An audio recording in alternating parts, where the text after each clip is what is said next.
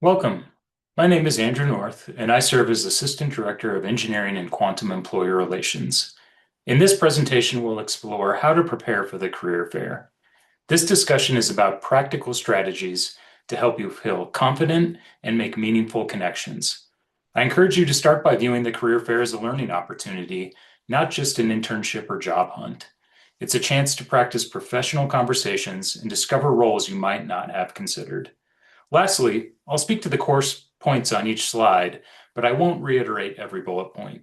As needed, pause this presentation to review additional details and suggestions. We'll cover 4 key areas: why attending matters, how to prepare, how to make a strong impression, and what to do after the fair. Think of this agenda as a roadmap. Each step builds on the last.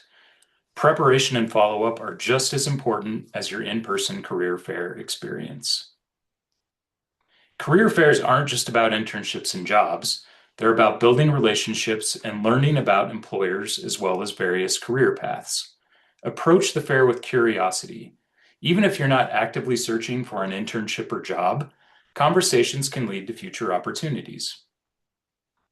Networking is one of the most valuable outcomes.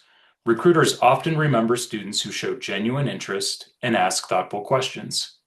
Focus on making a positive impression rather than collecting as many contacts as possible. Quality matters more than quantity. Further, ask for advice from recruiters. They engage with university students nationwide and can help you navigate career choices. Employers appreciate students who are prepared and intentional. They want to see that you've done your homework. Avoid generic questions like, "What does your company do?" Instead, show you've researched the organization and its core services and products. Feel free to ask about projects or roles that interest you. Preparation is key. This is what ultimately sets you apart before you even say hello. Update your resume, research employers, create a list of questions to ask company representatives, practice your introduction, and plan your outfit. I encourage you to block time a few days before the fair to rehearse your elevator pitch with a friend or mentor. Confidence will come from practice. Your resume and online profiles should reflect your current skills and experiences. Tailor your resume for the roles you're interested in. On LinkedIn, include a clear headline and highlight projects that demonstrate your technical abilities.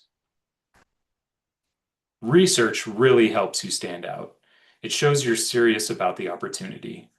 Look at company websites, LinkedIn pages, employee posts, and recent news. Prepare 2 or 3 questions that show you understand the company's work and its culture. Here we've listed some example questions that can help enhance your dialogue with recruiters. Ask questions that invite conversation, not just yes or no answers. As an example, ask, "What qualities do you look for in interns?" Or you can ask, "What does a typical project look like for someone in this role?" Your elevator pitch should be short, clear, and confident. Include your name, major, and graduation date, and then add a sentence about your interests and what excites you about the company. Always make sure to mention what brought you to CU and why you selected your major. I believe it's also important to highlight potential near and long-term career goals. Dress in a way that feels professional and comfortable. If you're unsure, business casual, as displayed on screen, is a safe choice. Make sure your outfit allows you to move and speak confidently. Now let's talk about what happens during the fair, specifically tips to make a positive impression. Small details matter. Eye contact, a smile, and a confident handshake go a long way. Listen actively. Also, take notes after each conversation. This will allow you to send personalized follow-ups after the event. Be ready for common questions about your background and goals. If someone says, "Tell me about yourself," this is a great opportunity to leverage your elevator pitch, which we previously discussed. Additionally, practice answers that highlight your strengths and interests without sounding rehearsed. Keep it conversational. Now, let's turn to what not to do. Some behaviors can leave a negative impression. Avoid asking about salary or perks right away. It's important to focus on learning about the role in the company first. Finally, your effort doesn't end when the fair does. Follow up with new connections promptly and professionally. Send a thank you email within a day or two and mention something specific from your conversation to make it personal.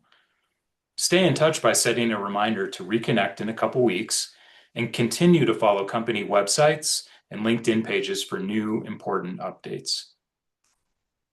Thank you for following along.